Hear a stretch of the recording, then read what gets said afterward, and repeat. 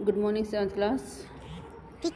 बेटा मैं जूम पे क्लास नहीं लूँगी, ये गूगल मीट पे, क्योंकि 2-4 बच्चे ही ऐड हो रहे हैं, बाकी का फिर सिलेबस रह ही जाएगा। फिर तो मैं आपको वीडियो बना के भेजूँगी जिसको आप देखेंगे और लेसन को समझेंगे। तो हमारा लेसन है ज्योग्राफी का लेसन नंबर 5 जल। ये हमारी यूनिट टेस्ट में भी आएगा। जल आप सभी को पता है पानी को कहते हैं। सूर्य के ताप के कारण जल वाष्पित हो जाता है। ठंडा होने पर जलवाष्प संघनित होकर बादलों का रूप ले लेते हैं। मतलब जब धूप बहुत पड़ती है तो पानी जो है भाप बन के उड़ जाता है, फिर बादलों में जम जाता है और यहीं से बारिश, हिम मतलब बर्फ के रूप में समुद्रों में या धरती पे गिरता है। जिस प्रक्रम से जल लगातार अपने स्वरूप को बदलता रहता है और महासागरों, वायुमंडल और धरती के बीच चक्कर लगाता रहता है, उसे जल चक्र कहते हैं। चित्र दे रखा है, आप देख सकते हैं। जल चक्र का चित्र जो आपको कॉपी में बनाना है। हमारी पृथ्वी थलशाला के समान है। जो जल शताब्दियों पूर्व उपस्थित था वही आज ही मौजूद है। जिस जल का प्रयोग आज हम हरियाणा के खेत में सिंचाई के लिए कर रहे हैं, हो सकता है वह सैकड़ों वर्ष पहले अमेजन नदी में बहता हो। मतलब जल है, बहता रहता है, कभी कहीं। अलवण जल, अलवण मतलब जिसमें नमक ना हो। 2 तरीके के जल होते हैं हमारे, लवणीय और अलवणीय। लवणीय जिसमें जल में नमक हो, अलवणीय जिसमें नमक ना हो। तो जो नमक वाला पानी है वो महासागरों में, समुद्रों में पाया जाता है, इसका हम पीने में इस्तेमाल नहीं कर सकते। और अलवणीय जल हम पीने में इस्तेमाल करते हैं, जो नदी, ताल, स्रोत और हिमनदों में पाया जाता है। महासागरों के जल में सोडियम क्लोराइड, जो खाने वाला नमक है, बहुत ज़्यादा मात्रा में पाया जाता है, उसको हम इस्तेमाल नहीं कर सकते पीने के लिए। फिर जल का वितरण, जल का बंटवारा कैसे है। सभी को पता है कि पृथ्वी की 3/4 सतह पर जल है, लेकिन वो जल ऐसा है जिसको हम इस्तेमाल नहीं कर सकते क्योंकि वह जल खारा है। महासागरों में है 97.3 जो कि खारा है, जिसको हम पीने में इस्तेमाल नहीं कर सकते। बर्फ़ के रूप में है, भूमिगत जल है, झीलों में है मीठा पानी, नमकीन झीलें हैं, वायुमंडल में है, नदियों में है। ये सारा जो है डिस्ट्रीब्यूशन दे रखा है, जो आपको अपनी नोटबुक में लिखना है। बॉक्स में दे रखा लवणता किसे कहते हैं। 1000 ग्राम जल में, मतलब 1 लीटर जल में नमक की मात्रा जो होती है उसको लवणता कहते हैं। महासागर की औसत लवणता 35 भाग प्रति 1000 ग्राम, मतलब 1 लीटर पानी में 35% जो है नमक की मात्रा है समुद्रों के पानी में।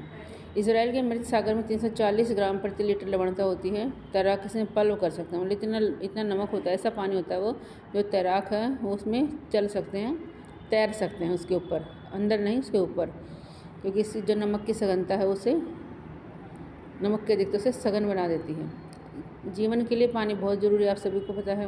पानी से हमारी प्यास बुझती है, फिर भी हम इसे नष्ट कर रहे हैं, इसका मिसयूज कर रहे हैं, बेकार बहा रहे हैं, जिसका आने वाले भविष्य में हमें बहुत ज़्यादा नुकसान होगा। फिर उसके बाद है महासागरीय परिसंचरण। समुद्री तट पर नंगे पैर चलने में से कुछ जादू सी अनुभूति। जब हम ठंडी रेत पर चलते हैं तो हमें एक बहुत अच्छी फीलिंग होती है। ठंडी पवन, नम बालू, समुद्री पक्षी, वायु में लवणीय गंध और लहरों का संगीत, सब कुछ बिल्कुल ऐसा है जैसे मोहित कर देने वाला है। ताल और झील के शांत जल के विपरीत महासागर का जल हमेशा बहता रहता है, गतिमान है, शांत नहीं रहता। और इसी प्रकार महासागरों में आती हैं लहरें, तरंगे, ज्वार भाटा और धाराएं। विश्व का सबसे बड़ा महासागर प्रशांत महासागर आप सभी को पता है। 22 मार्च को विश्व जल दिवस के रूप में मनाया जाता है। फिर हम पढ़ेंगे तरंगे। आपने समुद्र देखा होगा, नहीं देखा है तो सीरियल में देखा होगा, मूवीज़ में देखा होगा। समुद्र में लहरें आती जाती रहती हैं, लहरों का आना जाना ही महासागरीय तरंगे कहलाता है। जब महासागरीय सतह पर जल लगातार उठता और गिरता रहता है उसे तरंगे कहते हैं। पिक्चर ही बना रखी है। तूफान में तेज वायु में चलने पर विशाल तरंगे उत्पन्न होती हैं। जितनी तेज हवा चलेगी उतनी ज़्यादा लहरें आएंगी। सबसे ज़्यादा जो लहरें आई थी, सबसे ज़्यादा 15 मीटर तक की ऊंचाई वाली जो लहरें होती हैं, तरंगे होती हैं, उसे सुनामी कहते हैं। सबसे भयंकर आई थी सुनामी, 150 मीटर तक लहरें उठी थी, 2004 में आई थी। सुनामी के बाद अंडमान निकोबार द्वीप समूह में इंदिरा पॉइंट डूब गया था। पेपर में आपसे पूछा जा सकता है, हो सकता है आपकी यूनिट टेस्ट में पूछा गया हो कि कौन सा पॉइंट डूब गया था। तो इंदिरा पॉइंट डूब गया था सुनामी की वजह से। सुनामी जापानी भाषा का एक शब्द है जिसका अर्थ है पोताश्रय तरंगे, क्योंकि सुनामी आने पर पोताश्रय नष्ट हो जाते हैं, समुद्रों के जो किनारे हैं वो डूब जाते हैं। सुनामी की वजह से। ये सुनामी कब आई थी ये दे रखा है, 26 दिसंबर 2004 को सुनामी आई थी हिंद महासागर में, ये आपको पढ़ना है। उसके बाद है ज्वार भाटा। दिन में 2 बार नियम से महासागर का जल एक बार उठता है और एक बार गिरता है, वो ज्वार भाटा कहते हैं उसे।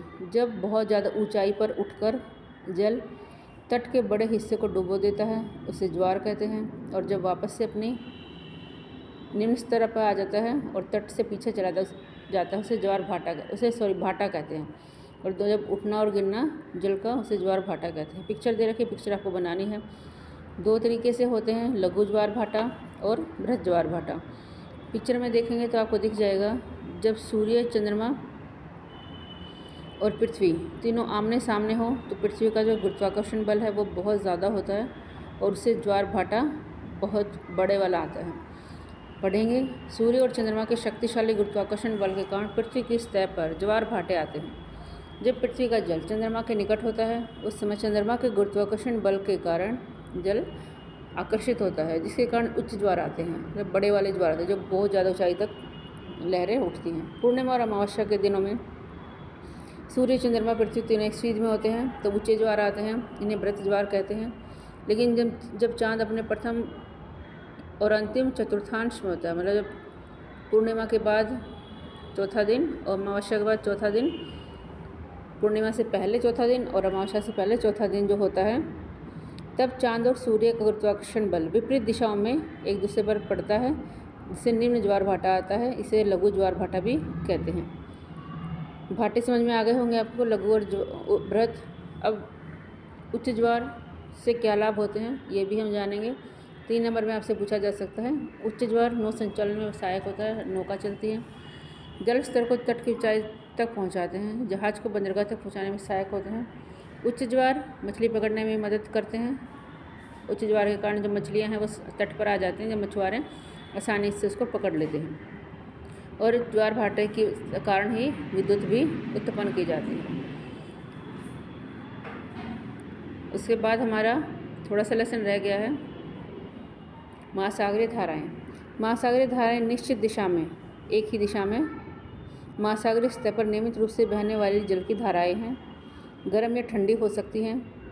गर्म महासागरीय धाराएं भूमध्य रेखा के निकट उत्पन्न होती हैं, विषुवत वृत्त के निकट उत्पन्न होती हैं और ध्रुवों की ओर बहती हैं। ठंडी जो धाराएं हैं वो ध्रुवों से निम्न अक्षांश उष्णकटिबंधीय की ओर बहती हैं, मतलब जो ध्रुवों से भूमध्य रेखा की तरफ बहती है, अक्षांशों की तरफ बहती हैं वो ठंडी धाराएं, और जो ध्रुवों की तरफ आती हैं वो गर्म धाराएं। लेब्राडोर महासागरीय धाराएं शीत जलधाराएं हैं, ठंडी जलधाराएं हैं। गल्फ स्ट्रीम गर्म जलधाराएं हैं, 1 नंबर पर पूछा जा सकता है। महासागरीय धाराएं किसी क्षेत्र के तापमान को प्रभावित करती हैं। गर्म धाराओं से स्थलीय सतह का तापमान गर्म हो जाता है। जिस स्थान पर गर्म और शीत जलधाराएं मिलती है वो सबसे बड़ा, संसार में सबसे अच्छा मछली पालने का क्षेत्र माना जाता है। जापान के आसपास और उत्तर अमेरिका के पूर्वी तट से कुछ उदाहरण हैं। उसके बाद ये धाराएं दे रखी हैं, जहाँ गर्म और ठंडी जलधाराएं मिलती हैं वहाँ फोग हो जाती है, कोहरे वाला मौसम होता है। इसके और कोहरे में नौ संचालन में बाधा होती है, जैसे जब बहुत ज़्यादा धुंध पड़ती है तो यातायात के साधन डिस्टर्ब हो जाते हैं, जहाज़ भी नहीं चलते। उसी प्रकार जब समुद्र में कोहरे वाला मौसम बनता है तो वहाँ पर जो बोटिंग होती है या जो जहाज़ चलते हैं पानी में वो नहीं चल पाते हैं। तो ये हमारा लेसन है जल। क्वेश्चन आंसर मैं इसके भेज दूँगी आपको, ग्रुप में करने हैं आपको। ये हमारी यूनिट टेस्ट में आएगा, तो ध्यान से वीडियो को देख लेना और अच्छे से समझ लेना। कुछ ना समझ में आए तो ग्रुप में ऑडियो डालकर मुझसे पूछ लेना।